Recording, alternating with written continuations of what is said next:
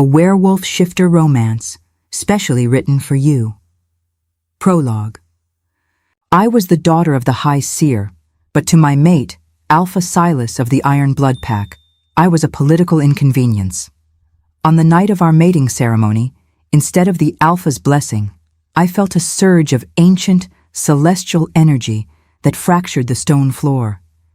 Fearful of a power he couldn't control, Silas declared me unstable and cursed. While the pack celebrated their new Luna, my own sister, I was dragged to the Obsidian Oubliette, a prison deep beneath the mountain where silver-lined walls dampened the soul. They thought they were locking away a broken girl. They didn't know I was already carrying the future of the entire shifter race. The air in the Obsidian Oubliette didn't just feel cold. It felt heavy, like it was saturated with the weight of every soul that had ever withered within its walls. Here, 300 feet beneath the roots of the Iron Blood Mountain, the world of the living was nothing more than a faint, rhythmic thumping of drums during pack celebrations, a heartbeat I was no longer allowed to share. My name is Elara, and I was supposed to be the Luna of the greatest pack in the Northern Territories. Instead, I am a ghost in a silver-lined cage. The walls of my cell were jagged volcanic glass, etched with silver filigree that hummed with a low, agonizing frequency. To a human, it would be a decorative room. To a wolf, it was a sensory desert. The silver acted as a dampener, a psychic poison that kept my wolf, Astra, curled in a corner of my mind, shivering and silent. It stripped away my scent, my strength, and my connection to the Great Mother. "You're unstable, Elara," Silas's voice echoed in my memory, a recurring nightmare I couldn't escape. I could still see his face from the night of the mating ceremony, the way his amber eyes had widened, not with love, but with a terrifying, greedy fear when the floor beneath us had cracked under the pressure of my aura. He didn't see a partner. He saw a threat to his absolute rule. By the next sunrise, he had declared me moonsick, an erratic danger to the pack's stability. He didn't even have the courage to kill me. He just threw me into the dark. I pressed my forehead against the cold obsidian.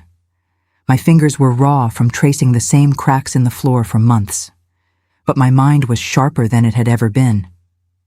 They thought that by taking away the light, they would break me. They didn't understand that when you take everything away from a woman, you leave her with the only thing they can't touch: her resolve. In the silence, I could hear the drip of water from a stalactite. Drip, drip, drip. It was the clock of my captivity. But lately, there was a new sound, a second and third heartbeat, faint as the flutter of a moth's wing, vibrating against my own ribs. I placed a bruised hand over my stomach. The silver in the walls hummed louder, trying to suppress the life growing within me, but it couldn't. These children, my children, weren't being dampened. They were absorbing the silver's energy, feeding on the very thing meant to kill us. My sister Clara was likely sleeping in my bed tonight, wearing my titles and basking in Silas's favor. They were probably celebrating the purification of the bloodline. Let them dance. Let them feast. They think they locked away a broken mate.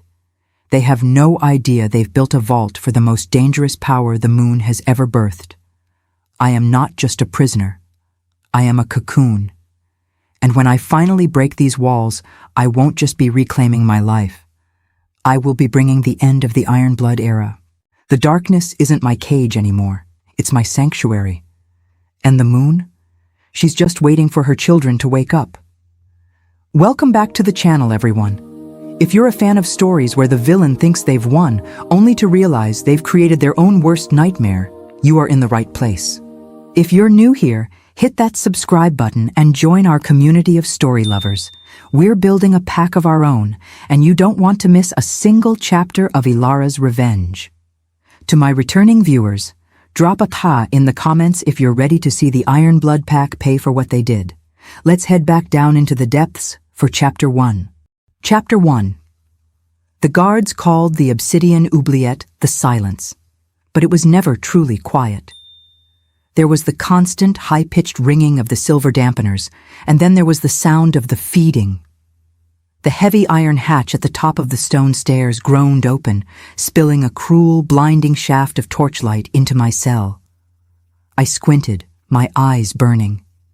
I hadn't seen the sun in 6 months, and even the flicker of a tallow candle felt like a needle to my retinas. "Still alive, Luna?" A voice sneered. It was Jax, a lead guard who had once bowed to me during my father's councils. Now he found sport in my degradation. He kicked a wooden bowl of gray, watery gruel through the bars. It hit the stone floor, splashing half of the meager meal into the dirt.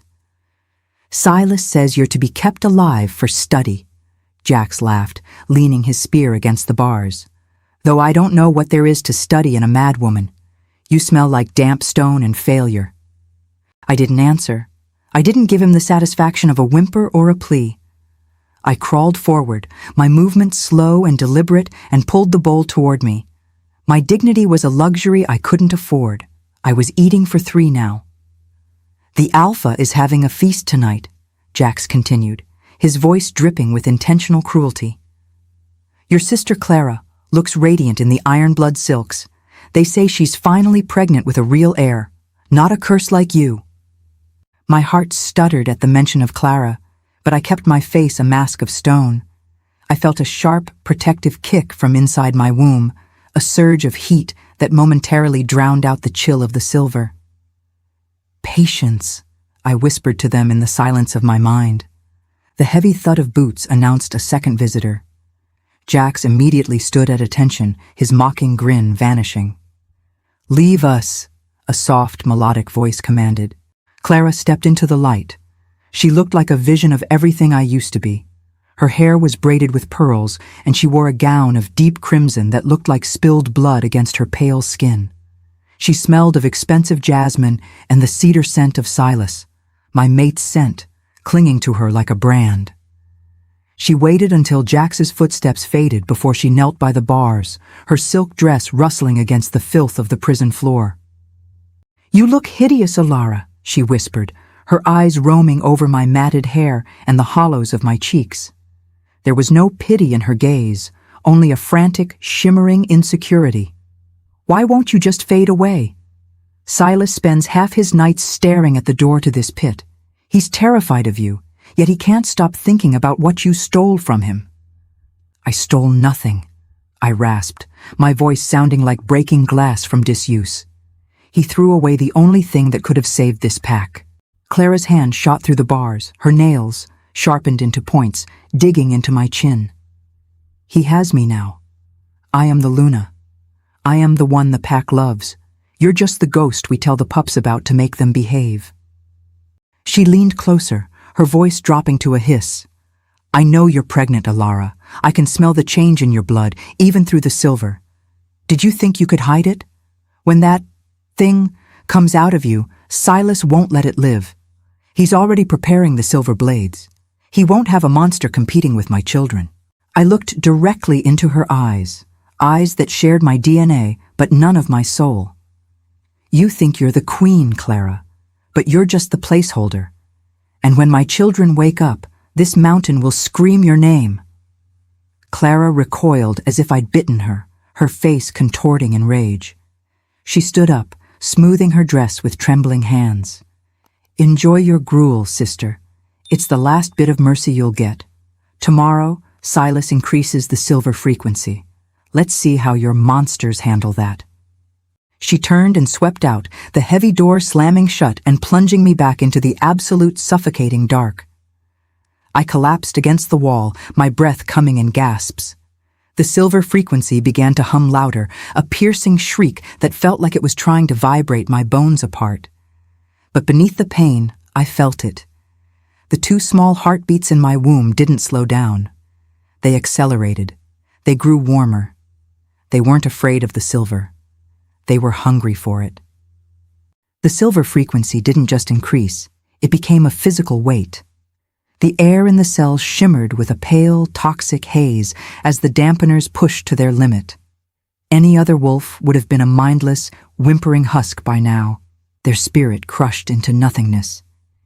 But as my pregnancy progressed into the 7th month, the laws of biology and the laws of the Iron Blood Pack began to fail. I sat in the center of the dark, my back against the vibrating obsidian. I was thin, my ribs showing through my tattered shift, but my stomach was a perfect, firm sphere that seemed to defy the starvation I endured. I no longer felt the cold. In fact, I felt a low-level heat radiating from my core, a golden warmth that made the silver-infused air feel like a summer breeze. Then, it happened. The first true quickening. It wasn't a kick. It was a pulse. Suddenly, the pitch-black cell wasn't dark anymore. A soft, pearlescent light began to emanate from my skin, glowing through the fabric of my dress. It wasn't the yellow light of a fire or the white light of a candle. It was the ethereal, liquid silver of a full moon captured in a bottle. Calum, Selene. The names came to me not as thoughts, but as echoes from the stars. I placed my hands on my stomach, and the light intensified. Through the skin of my womb, I saw the silhouettes of two tiny hands pressing back. But they weren't shaped like paws. They didn't have the savage claws of a werewolf. They were delicate, yet they carried a weight that made the mountain itself groan. "What are you?" I whispered, my voice no longer a rasp, but a melody that seemed to harmonize with the silver shriek of the walls. In response, the silver dampeners, those jagged lines of metal etched into the stone, began to glow bright red. They were overheating. I realized then with a jolt of terror and awe. My children weren't just surviving the silver, they were consuming it. They were pulling the poison out of the air and the stone, refining it within their tiny celestial bodies, and turning it into pure, unadulterated power. I closed my eyes and saw a vision. I didn't see wolves. I saw two figures standing on a field of stars, their fur made of nebula, and their eyes containing the birth of galaxies. These weren't heirs to an alpha. They were the moonborn. The silver frequency suddenly snapped. The ringing in my ears stopped. One of the dampeners on the far wall cracked, a long fissure snaking through the obsidian. The cell fell into a holy, vibrant silence. For the first time in months, Astra, my wolf, woke up. She didn't cower. She stood tall in my mind, her fur glowing with the same pearlescent light as my children. She let out a long, silent howl that vibrated through my very DNA. I realized then why Silas was afraid. He thought I was unstable, because I carried a spark of the old world. The world before alphas and hierarchies, when shifters were children of the stars, not just beasts of the earth. I looked at the cracked wall. I could have broken out then. I felt the strength in my limbs, a surge of power that could have leveled the Iron Blood Palace. But I stayed. I curled my arms around my stomach and waited. It wasn't time yet. The moon was still waxing. My children needed more of the silver. They needed to be forged in the very hate Silas and Clara had provided. By the time they were born, they wouldn't just be wolves. They would be the reckoning. "Sleep," I whispered to the two heartbeats. "Drink the silver. Grow strong. Mother is here, and the dark is almost over." Outside, the guards shouted in confusion as the dampening system failed across the lower levels. They thought it was a mechanical error. They had no idea the monsters in the basement were simply having their dinner. Chapter 2. The timing was poetic. Above the mountain, it was the night of the zenith moon, the one night a year when the moon sits perfectly vertical, casting no shadows. But down here, 300 feet below the soil, there was only the crushing cold weight of the obsidian. The labor didn't start with a scream. It started with a ripple of light that fractured the darkness. I was alone. There were no midwives to hold my hands, no mate to offer his strength, no linens to catch the blood. There was only the jagged stone floor and the suffocating silence of the pit. The first contraction hit me like a tectonic shift. It wasn't just my muscles tightening. It felt as if my very soul was being pulled apart to make room for something greater than myself. I bit down on a piece of my tattered tunic, the copper taste of my own blood filling my mouth as I suppressed the urge to cry out. I knew the guards were patrolling the upper landing. If they heard me, if they saw the light. Silas would come with his silver blades before my children could draw their first breath. "Not yet," I wheezed, my sweat-slicked hair clinging to my face. "Just a little longer." The silver dampeners in the walls began to glow again, but this time they didn't hum. They sang, a low choral vibration that resonated in my teeth. As the second contraction surged, the light from my womb became so bright it illuminated every crack and scar in my cell. The obsidian walls, once my prison, began to reflect the glow until the entire room looked like it was made of diamonds. I collapsed onto my side, my breath coming in ragged, shallow gasps. Astra, my wolf, was howling in my mind, not in pain, but in a frantic, joyous welcome. Then came the final, agonizing push. I felt a surge of cold, not the biting cold of winter, but the refreshing, ancient chill of deep space. One after the other they arrived. There was no crying. Normal pups yip and squall, demanding the world's attention. My children simply arrived. I reached out with shaking hands, pulling them to my chest. Even in the dark, they were luminous.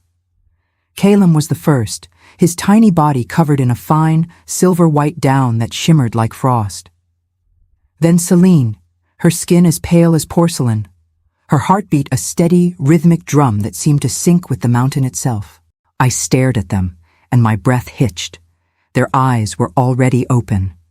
They weren't the cloudy blue of newborns. They were gold, liquid, molten gold that held an intelligence far beyond their minutes of life. They didn't have the scent of a wolf pack. They smelled of ozone, rain, and the vast, untouchable sky. I pulled them close, my tears falling onto their glowing heads. They didn't feel like fragile infants. Their skin was warm, humming with a power that made the silver-lined bars of my cell begin to warp and bend away from us, as if the metal itself was afraid to touch them. "Calum," I whispered, kissing his forehead. "Celine." As I spoke their names, a pulse of light radiated from them, hitting the obsidian walls and bouncing back. For a split second, the prison vanished. I didn't see stone. I saw the stars. I saw the moon hanging directly above us, as if the mountain had become transparent. The pain of the birth vanished, replaced by a crystalline clarity. I wasn't just a broken mate anymore. I was a vessel. I was the mother of the moonborn. Outside the heavy iron door, I heard the jangle of keys. The guards were coming for the midnight check. I quickly pulled the shadows around us, praying the children's light would dim. I huddled in the corner, shielding their small, glowing bodies with my own as the heavy bolt began to slide back. The legends had arrived. Now I just had to keep them hidden. Time in the Obsidian. Oubliette didn't move in days or weeks. It moved in the rhythmic pulse of my children's growing power. 5 years. To the iron blood pack above, I was a fading memory, a cautionary tale whispered to pups who wandered too close to the dungeon stairs.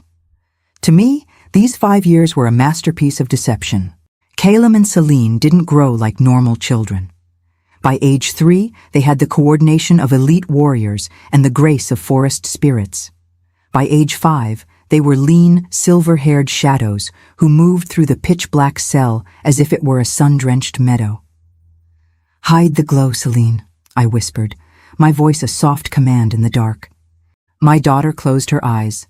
I watched as the faint, pearlescent shimmer beneath her skin retreated, folding deep into her marrow until she looked like nothing more than a pale, human child. This was the most important lesson. The shroud. If Silas felt even a ripple of their true aura, he would collapse the mountain to kill them. "Like this, Mother?" Calum asked. He didn't speak with his voice. He spoke directly into my mind. His mental voice was a chord of silver bells. He wasn't just hiding his light. He was bending the air around him. I reached out to touch his shoulder, and my hand passed right through him. He hadn't just turned invisible. He had shifted his physical molecules into a different frequency. It was a power that defied every law of the great wolf. Shifters were supposed to be flesh and bone, tooth and claw. My children were becoming concepts. "Good," I breathed, pulling them both into my lap. But remember, the Iron Blood guards are like dogs looking for a bone. They smell fear, but they also smell pride. You must be nothing. You must be the dust on the floor. Why do we hide, Mother? Celine asked, her gold eyes flashing in the dark. I can hear the heartbeats of the men above. They sound weak, like dry leaves. Because a storm is most dangerous before the first crack of thunder, I told her, stroking her silver hair. I had spent these 5 years teaching them more than just control. I taught them our history, the real history. I told them about the Moon Mother, about the era when wolves were guardians of the stars, not bullies in the mud. I watched as they developed lunar sight, seeing through the solid obsidian walls as if they were glass. They watched the pack above us like a silent audience watching a play. They saw Silas growing older, his face etched with the stress of a failing pack.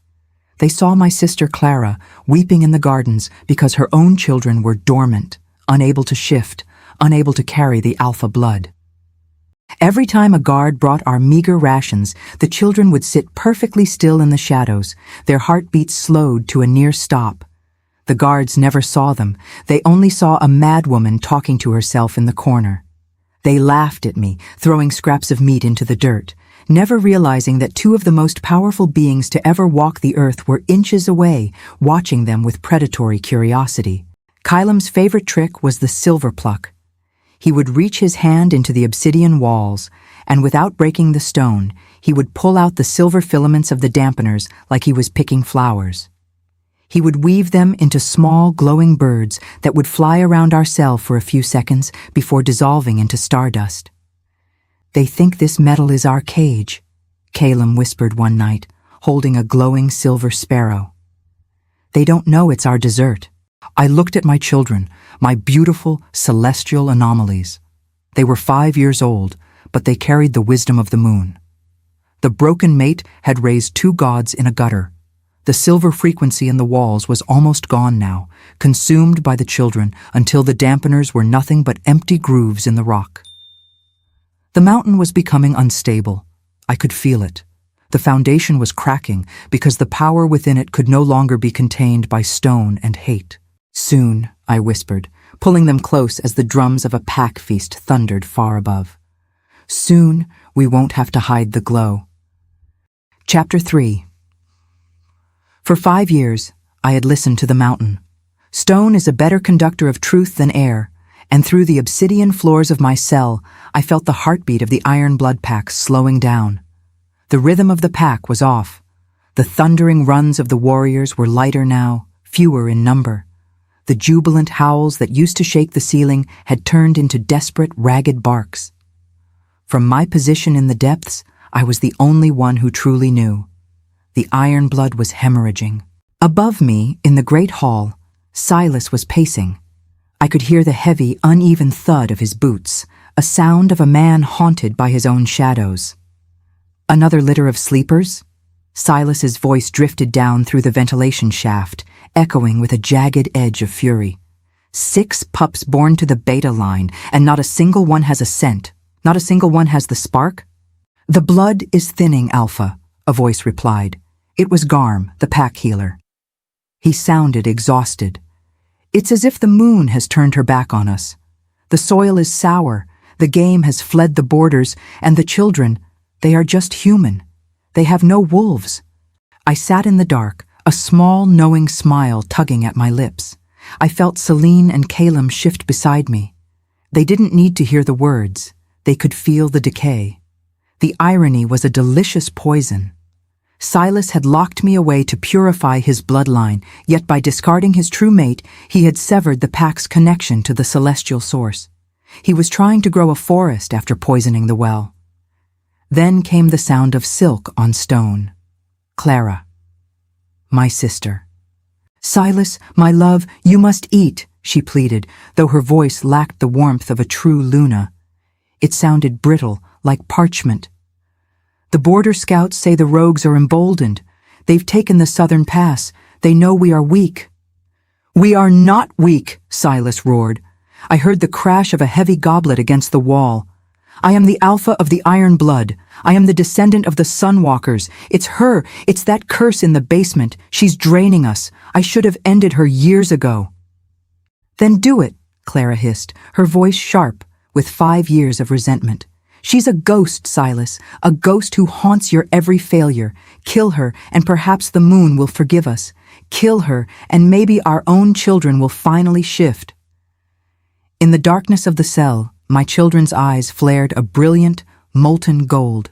Kylam stood up, his small hands curling into fists, the air around him beginning to distort with a sudden, localized heat. "Mother," he whispered into my mind, "the man above wants to stop your heart. Shall I go up and stop his first?" "No," I replied, pulling him back into the shadows. "Let him pace. Let him scream at the ceiling. A man who fights the dark only tires himself out. We are the dark, Kylam, and we are very, very patient." I listened as Silas's footsteps retreated, leaving only the sound of Clara's soft, bitter sobbing. They were a pack of paper lions, held together by fear and a history they no longer deserved. Silas was descending into a madness born of ego, the terrifying realization that he was the alpha of a dying empire, while the woman he called unstable was the only one with a pulse.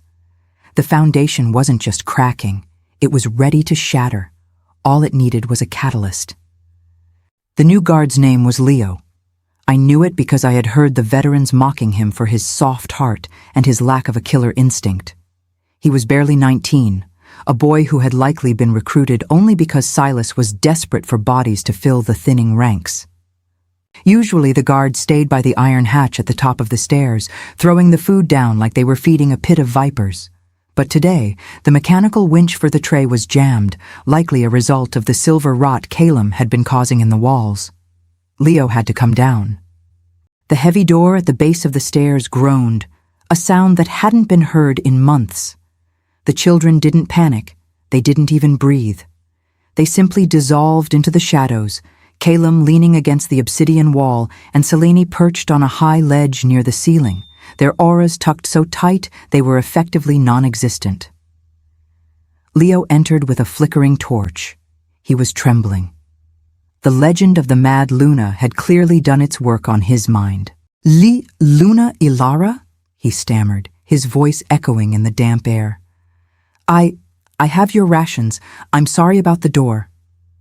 He stepped further into the cell, the torchlight dancing off the jagged obsidian. He looked at me, haggard, thin, but eyes bright with an ancient fire. He looked at the bowl of gruel in his hand, and then he did something no guard had ever done. He looked me in the eye with genuine pity. "They shouldn't keep you like this," he whispered. But then, the torchlight caught something it shouldn't have. Selene, curious as a cat, had allowed a single silver lock of her hair to fall from the ledge. It shimmered like a thread of fallen star. Leo's eyes tracked the light upward. He gasped, the torch shaking in his hand, as he saw the small, ethereal girl perched above him. Then, he felt a presence behind him. He spun around, the torchlight illuminating Kylam. My son wasn't hiding anymore. He stood with his arms crossed, his golden eyes glowing with a faint, predatory heat. "You have a hole in your hand," Kylam said, his voice a melodic chime in the silence. Leo dropped the food bowl. It clattered against the stone. He stared at Kylam, then at Selene, then back at me. His heart was hammering so loudly I could hear it through his chest. Thump, thump, thump, thump. "Children!" Leo breathed, his knees buckling. "There are children down here, moonborn children." He looked at Kylam's hand, which was pointing at a jagged scar on Leo's palm, an old training injury that had never healed properly. Before I could stop her, Selene dropped from the ledge, landing as light as a feather in front of the guard. She reached out, her tiny pale fingers touching his scarred skin. A pulse of soft, pearlescent light radiated from her touch. Leo let out a choked sob as the jagged tissue smoothed over, the skin becoming as flawless as a newborn's. "They're not monsters," Leo whispered, tears streaming down his face. They're miracles." He looked at me, the torchlight reflecting the absolute realization in his eyes. He saw the unstable prisoner for what she really was, the mother of the pack's salvation. He saw that while Silas was screaming at the sky for a sign, the sign had been living in the dirt beneath his boots. "Silas doesn't know," Leo said, his voice trembling. "If he finds out, he'll kill them. He's so afraid of anything he can't control." "He will try," I said, standing up and stepping into the light. I placed a hand on Leo's shoulder. My touch was cold, but my eyes were steady. "But you aren't going to tell him, Leo, because you've seen the light, and you know the darkness can't win anymore." Leo looked at the children, then bowed his head low, his forehead almost touching the filth of the floor. "I am a scout, my Luna. My wolf is small, but my eyes are sharp. I will be your watchman. I will tell the others, the ones who still remember your father, the ones who hate what Silas has become." He backed out of the cell, his torchlight fading as he retreated, but the atmosphere in the pit had changed forever. The secret was out. I had a spy in the palace. And for the first time in 5 years, the broken mate had an army, even if it was starting with just one boy.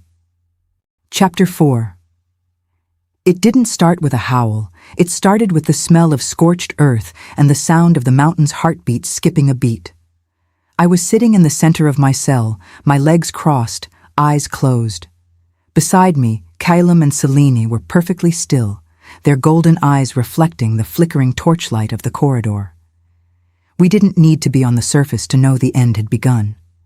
We could feel the panic of the Iron-Blood warriors vibrating through the obsidian floor like a frantic, dying pulse. The coalition of rogues, hundreds of them, led by the savage Night Stalker packs, had finally found the crack in the armor. They hadn't just attacked the borders, they had breached the mountain's western vents. Boom! The first explosion rocked the foundation. Dust and small pebbles rained down from my cell ceiling. "They're inside," Selene whispered into my mind. Her voice was calm, but her aura was beginning to swirl like a localized nebula. "The warriors are falling, Mother. Silas is screaming for the reserves, but there are no reserves left." Above us, the palace was a symphony of chaos.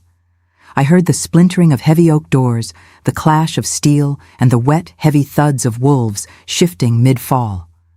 The Iron-Blood pack, weakened by years of Silas's ego and the dormant bloodlines, were being slaughtered in their own halls.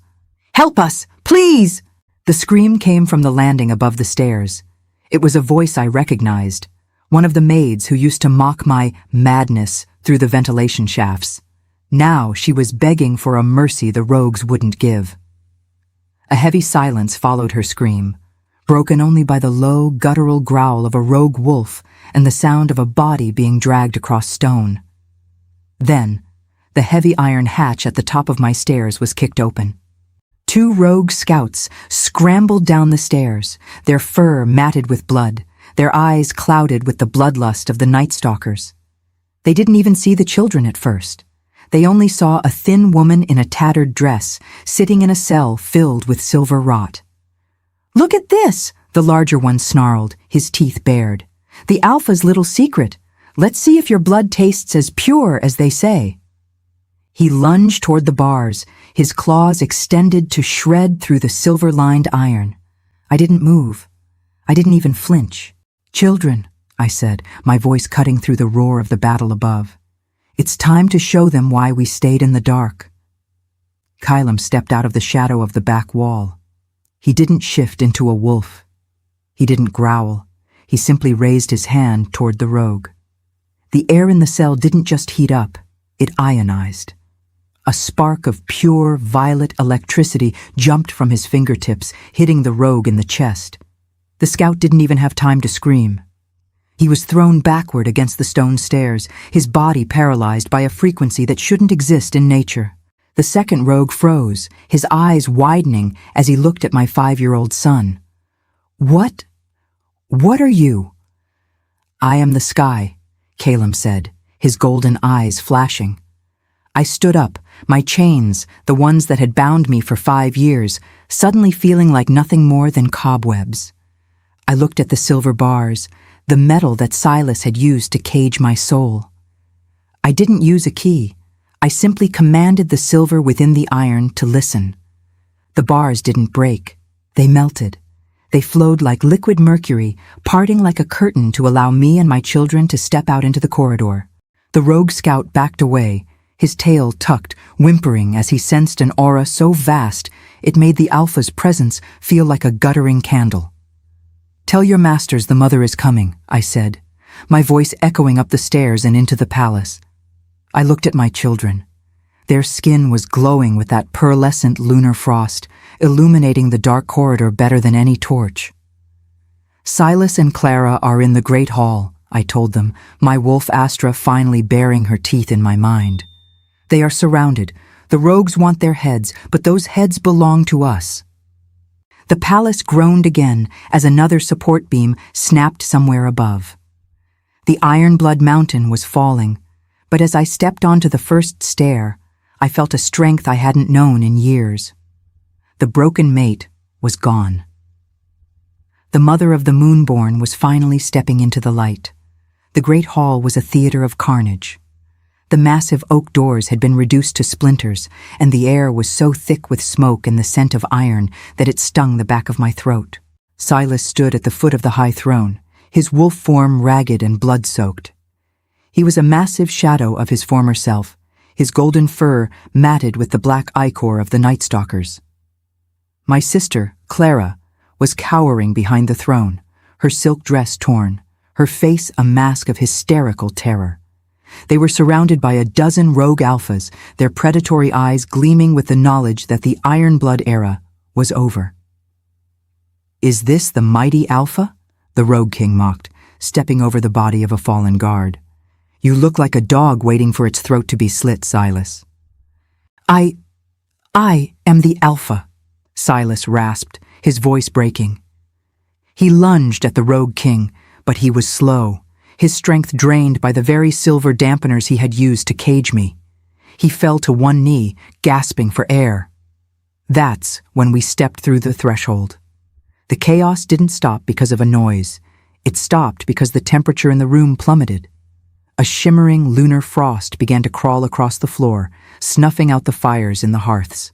I walked into the center of the hall, flanked by Calum and Celine. We didn't look like warriors.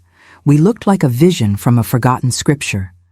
My hair, once matted, now flowed like liquid silver, and my children's skin pulsed with a rhythmic, pearlescent light that made the rogues recoil in primal fear. "Elara?" Clara's voice was a shrill, disbelief-filled scream. "How? You're supposed to be dead." Silas looked up, his eyes widening as he saw me, and then he saw the children. He saw the golden eyes that matched his own, but carried a light he could never possess. "The children," Silas breathed, a flicker of his old greed returning to his gaze. "My heirs. They survived." "They are not your heirs, Silas," I said, my voice echoing with a frequency that made the glass chandeliers overhead vibrate. "They are your judgment." The Rogue King, sensing a new threat, growled and gestured to his men. "Kill the woman! Take the runts!" 3 massive rogues lunged at us. I didn't move. I didn't have to. "Calum, Celine," I whispered. "Show them the moon." My children didn't shift into wolves. Not exactly. They grew, their forms elongating until they were towering figures of pure, translucent light. They were moon sentinels. Calum's form was a vortex of violet lightning and silver fur, while Celine was a blur of absolute cold, her very presence turning the blood on the floor to ice. With a movement too fast for the eye to follow, Calum struck. He didn't use claws. He used a pulse of kinetic light. The 3 rogues weren't just hit. They were disintegrated, turned into ash before they could even bark. Celine raised her hand, and the remaining rogues froze. I don't mean they stopped moving. I mean the water in their very cells turned to frost. They stood like macabre statues, trapped in a moment of terror. The great hall fell into a silence so absolute it felt like the end of the world. I walked toward Silas.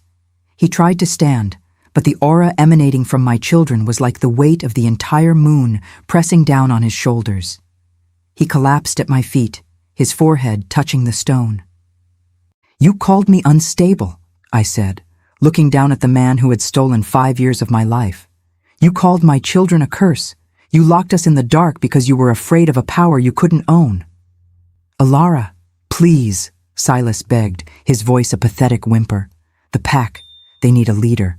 With the children we can rule everything. I'll make you the High Luna. I'll give you back your title." "I don't want your title, Silas," I said, and for the first time, I let my own aura explode. The silver light from my skin shattered the stone throne behind him into 1,000,000 shards. I am the mother of the Moonborn, and I don't rule through fear or iron. I rule through the light. I looked at the surviving Ironblood warriors who were peeking out from the shadows. They weren't looking at Silas. They were looking at me. They saw the guard, Leo, standing at the back of the hall, his hand raised in a silent salute. The transition of power was instantaneous. It wasn't a coup, it was a natural law. The sun had set on the Ironblood, and the moon had finally risen. "Take them," I commanded, pointing to Silas and Clara, "to the Obsidian Oubliette. Let them see if the silence is as purifying as they claimed." As the guards, now my guards, dragged my sister and my mate away, I felt the mountain begin to heal. The cracks in the stone began to glow with a soft violet light. The broken mate had not just returned, she had redefined what it meant to be a wolf. The world above would hear about this night. They would hear that the Ironblood had fallen, and that something far more ancient had taken its place. Chapter 5. The Ironblood Palace was no longer a fortress of fear, it was becoming a beacon. We stripped the heavy iron gates and replaced them with arches of living willow and silver-veined marble. The scent of jasmine and ozone replaced the smell of stale blood and wood smoke. I sat in the center of the council circle, not on a throne, but on a simple stone dais. Beside me, Calum and Selene, now standing as the twin pillars of my reign, watched the horizon with eyes that never seemed to blink. "They are coming, Mother," Selene whispered, her voice echoing the soft hum of the wind. "From the frozen wastes to the burning sands, they can feel the frequency." I nodded. The lunar sanctuary wasn't just a name, it was a shift in the global hierarchy. I had sent out a psychic call through the void, a pulse of acceptance that resonated only with those the world had rejected. The first to arrive were the dormant. These were wolves born to high-ranking alphas who had never shifted, the shames of their families. In the old world, they were omegas or exiles. Here, under the guidance of my children, they discovered that their dormancy was actually a different kind of power, the ability to communicate with the earth and sense danger before it arrived. Then came the maimed, wolves who had lost limbs in pointless border wars, discarded by packs that only valued perfect weapons. My daughter, Selene, walked among them. With a touch of her glowing hands, she didn't just heal their flesh, she taught them how to weave spectral limbs out of moonlight, making them faster and more lethal than they had ever been. "I was told I was a burden," a massive, one-eyed wolf named Kyle whispered, bowing before me. His missing leg was now replaced by a shimmering, translucent limb of solid lunar energy. "My alpha left me to the vultures." "In this sanctuary, Kyle," I said, my voice carrying to the hundreds gathered in the valley. "There are no burdens, only different ways to carry the light." The sanctuary grew daily. We didn't build walls to keep people out. We built a resonance that only those with pure intent could cross. If a predator approached with hate in their heart, the silver mist surrounding the mountain would turn into a suffocating shroud, turning them back toward the woods. But it wasn't just about peace. It was about preparation. I stood on the balcony, watching Calum train the new lunar guard. They didn't fight with brute force. They moved like shadows, blinking in and out of existence, striking with the precision of a lightning bolt. They were learning the way of the void, a style of combat that relied on the celestial energy my children had brought from the dark. "The other high alphas are gathering, Mother," Caleb said, appearing at my side without a sound. "They see the sanctuary as a disease. They see outcasts with power, and they tremble. They call us an army of freaks." "Let them call us what they want," I said, looking out at the shimmering city we had built in the ruins of a prison. They spent centuries trying to prune the garden to fit their design. They didn't realize that the weeds they threw away were the only things that could survive the coming winter. The air was changing. I could feel it in my marrow. The old world was terrified of the mother of the moonborn. They thought they could ignore us, then they thought they could mock us. Now they were realizing they would have to face us. The ultimatum arrived on a blade of black steel, driven into the center of our new plaza by a messenger who fled before the vibrations stopped.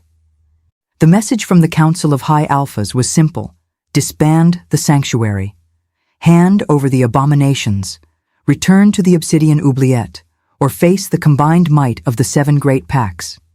They didn't wait for an answer.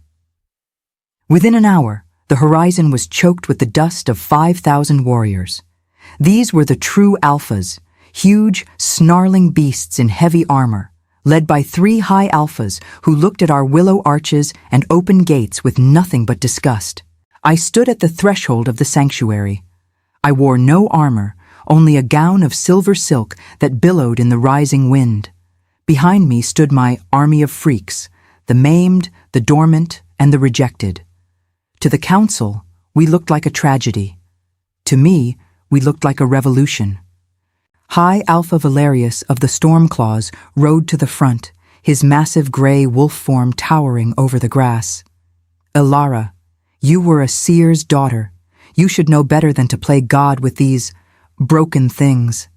Step aside, and we will spare the children for re-education." "You speak of broken things, Valerius," I said, my voice resonating through the valley like the tolling of a cathedral bell. "But you are the ones who are fractured. You rely on muscle because your spirits are hollow. You rely on numbers because you are afraid of the dark." "Enough!" Valerius roared. "Charge! Leave nothing but ash!" The 5,000 warriors lunged. It was a wave of fur and steel meant to crush us in seconds. I didn't give a command to fight. I gave a command to observe. "Caleb, Selene, open the shroud." My children stepped forward, their small hands joining. A ripple of violet light exploded outward, but it didn't kill. It shifted the reality of the battlefield. The charging warriors suddenly found themselves running through molasses. The air became thick, vibrating with the lunar frequency. Then, my outcasts moved. The dormant wolves, who had never shifted a day in their lives, closed their eyes. They didn't grow claws, they manipulated the earth. Spikes of obsidian rose from the ground, trapping the alpha's legs. The maimed warriors, with their spectral limbs of moonlight, blurred through the enemy ranks like ghosts. An alpha would swing a heavy axe, only for it to pass through a shimmering, translucent chest, followed by a counterstrike that hit with the force of a falling star. Kale, the one-legged wolf, leapt 40 feet into the air on his lunar limb, crashing down into the center of the Stormclaw elite. He was a whirlwind of silver light, his spectral claws cutting through steel armor as if it were parchment. The true alphas were panicking. They were fighting a war they hadn't trained for. They were fighting the void. I walked toward Valerius, who was struggling to stay upright as the gravity around him intensified. Every step I took caused the grass beneath my feet to turn to silver frost. "You called them broken," I said, my eyes glowing with a brilliance that forced him to look away. "But they are the only ones who can survive the new moon. Your strength is a relic, Valerius. My strength is the future." Kylam appeared behind Valerius, and Selene appeared in front. They didn't touch him. They simply released a fraction of their unfiltered auras. The High Alpha, a man who had killed hundreds in battle, collapsed to his knees, his wolf spirit whimpering and retreating into the dark recesses of his mind. The 5,000 warriors stopped. They looked at their fallen leaders, then at the glowing ethereal army of outcasts that hadn't lost a single drop of blood.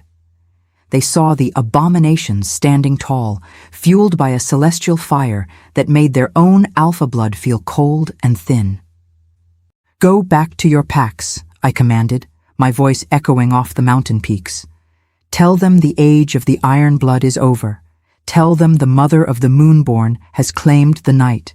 And if you ever come for my children again, I won't just defeat you. I will erase the very memory of your names from the stars."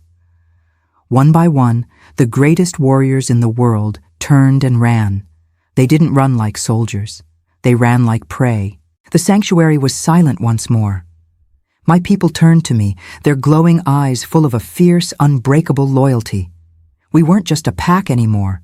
We were the new standard of the world. Chapter 6. The world above was transforming. The silver-veined willow trees were spreading their roots, and the lunar sanctuary had become the capital of a new civilization. But as the High Queen, there was one piece of unfinished business that felt like a splinter in my soul. I descended the stairs of the Obsidian Oubliette alone. I didn't need guards. The mountain itself recognized my footsteps, the stones humming a low, respectful greeting as I passed. The air grew colder, the scent of damp earth and old silver rot returning. I stopped in front of the very cell that had been my home for 5 agonizing years.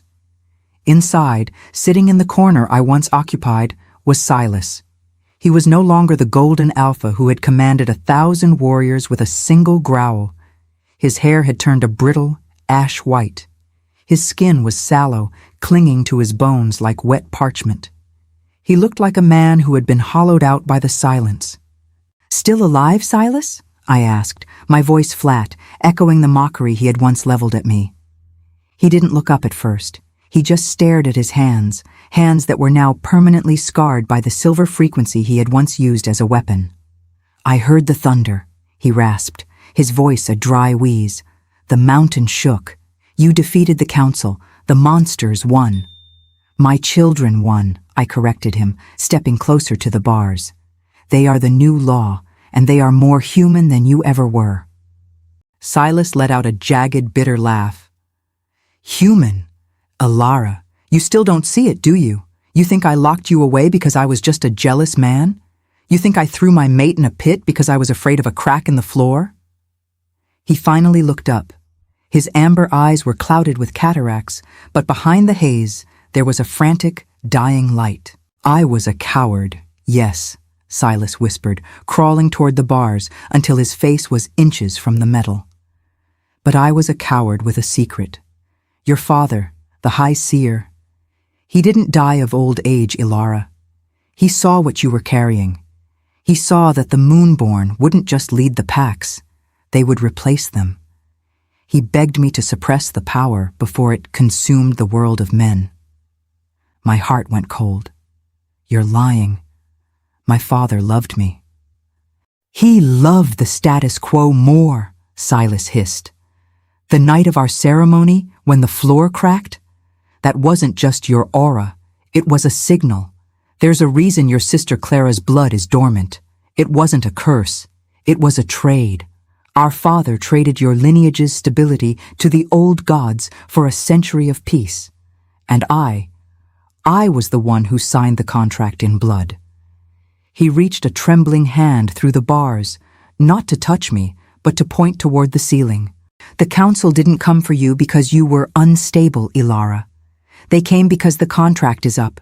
The old gods are coming to collect what was promised, and they don't want the outcasts. They want the source. They want the Moonborn." I felt the mountain shudder, not from a battle, but from something deep within the earth itself, an ancient, hungry vibration. "The secret isn't that I hated you," Silas whispered, his eyes wide with a final, genuine terror. "The secret is that the Obsidian Oubliette wasn't just a prison for you. It was a bunker for them, and you just let them out into the open." Above us, a sound echoed through the ventilation shafts. It wasn't a howl. It wasn't a scream. It was a low, metallic chime, the sound of the sky tearing open. The Moonborn aren't just heirs, Elara, Silas wheezed, collapsing back into the dark. They're keys, and you just opened the door. The sky above the lunar sanctuary didn't turn black. It turned a bruised, bleeding violet. The stars didn't twinkle. They pulsed like dying hearts. Silas's words echoed in my mind as I raced to the surface. The Obsidian Oubliette hadn't been a cage. It had been a shield. When I burst into the great plaza, the air was humming with a sound that made my teeth ache. High above, 3 colossal figures began to coalesce out of the clouds. They were the old gods of the hunt, primordial beings of smoke and starlight, the ones who had first breathed the wolf into man. They were the architects of the contract my father had signed in blood. The army of outcasts was already gathered. Kale, Leo, and hundreds of others stood their ground, but their weapons were shaking. How do you fight the things that created you? Elara! A voice boomed, not through the air, but through our very bones. The tallest of the figures, a being of shadows with eyes like collapsing suns, reached down a hand that spanned the horizon. The century of peace has ended. The trade is complete. Yield the Moonborn, or we shall reclaim the spark from every living wolf until the world is silent. Calum and Celine stepped in front of me. They didn't look like children anymore. Their forms were flickering, alternating between their human shells and their towering moon sentinel spirits. "Mother," Calum whispered, his voice steady despite the cosmic pressure. "The contract is written in our blood. To break it, we must rewrite the blood itself." "No," I said, stepping between my children and the gods. I felt the weight of every rejection I had ever endured, the silver shackles, the cold stone, the mockery of my sister. The old gods didn't create my children. The dark did. The silence did. My suffering did. I looked up at the towering shadows. My aura didn't just glow. It expanded, a sphere of pure, white, lunar energy that pushed back the violet haze. "You made a deal with a coward and a dying man," I roared, my voice carrying the collective pain of every outcast behind me. "But you didn't consult the mother. I am the one who carried them in the silver rot. I am the one who fed them when the moon was hidden. My children are not currency. They are the new law." The old god reached down, its fingers of smoke wrapping around the mountain.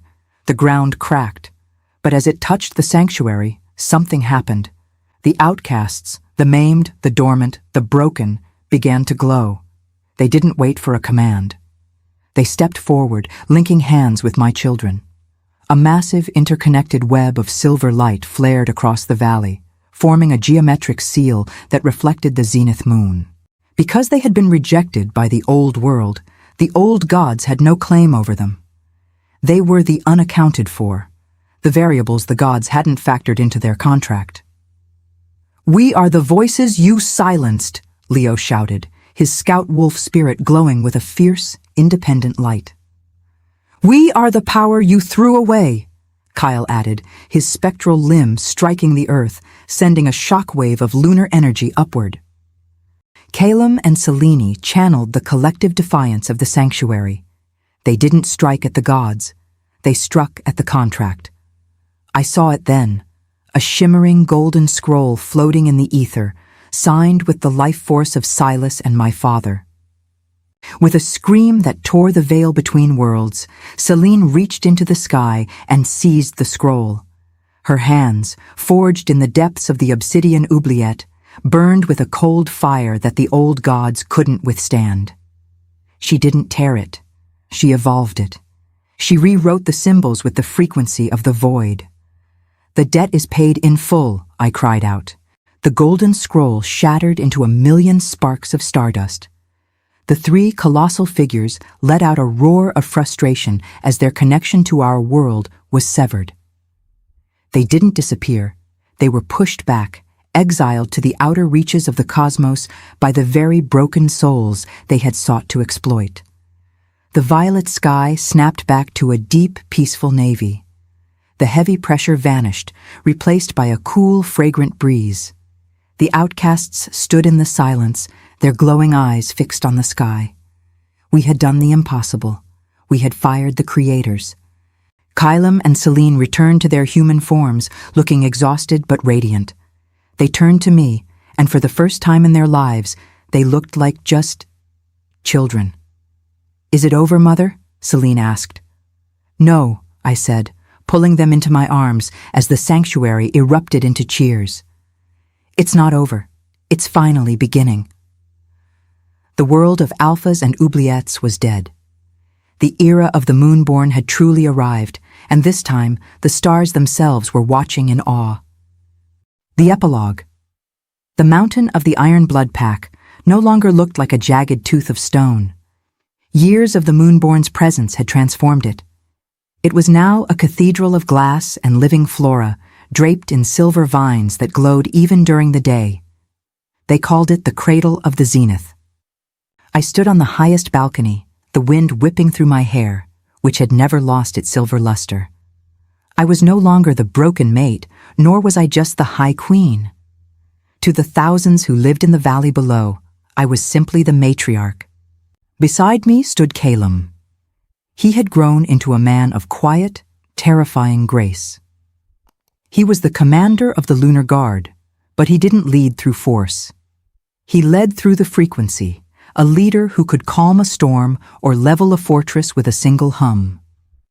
He was currently watching the horizon, where new packs were arriving, not as conquerors, but as pilgrims seeking the light. "The Northern Council has officially dissolved, Mother," Kylam said, his voice as smooth as polished stone. "They've adopted the Lunar Code. No more Omega status. No more dormant exiles. The world has finally learned that the wolf is in the spirit, not the muscle." "And your sister?" I asked. A small, knowing smile played on his lips. "She's in the Great Library, teaching the younglings how to phase. She says the next generation shouldn't just run on the earth, they should know how to walk through the stars." I looked down at the courtyard far below. I could see a group of children, some with fur, some with wings of light, some who looked entirely human but moved with the speed of shadows. They were playing together, a beautiful, chaotic mix of everything the old gods had feared. I thought back to the dark. Sometimes, when the moon is thin, I can still feel the cold damp of the Obsidian Oubliette on my skin. I think of Silas and Clara, who had lived out their days in the very silence they created. They had passed away years ago, but their names weren't spoken with hate. They were spoken as a reminder of what happens when fear is allowed to lead. My wolf, Astra, gave a contented sigh in my mind. She was old now, her spirit resting in a sea of pearlescent light. She had seen the vengeance she craved, but more importantly, she had seen the peace she never thought possible. "Mother," Celine's voice drifted up from the library via the mind link. "The zenith moon is rising. The initiates are ready." I looked up. The moon was a perfect glowing circle centered exactly over our home. It wasn't a distant, cold rock anymore. It felt like a mother watching over her own. I reached out and touched the stone railing. Under my fingers, the obsidian pulsed with warmth. I had been locked away to be forgotten, but in that darkness, I had found the only thing that could never be stolen.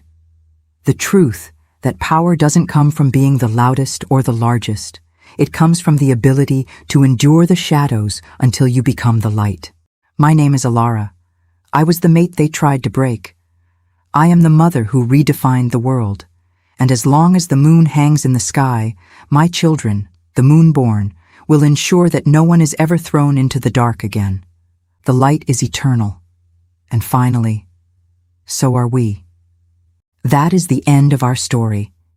Thank you so much for riding along with Elara, Kylam, and Celine. This has been one of the most powerful underdog journeys we've covered on the channel. Before you go, what was your favorite moment? Was it the birth in the dark or the moment the old gods were exiled? Let me know in the comments. Would you like to see a sequel focusing on Kylam and Celine as adults? Or should we start a brand new story with a different shifter trope? Click one of the videos on your screen now to keep the stories going. Until next time, stay legendary.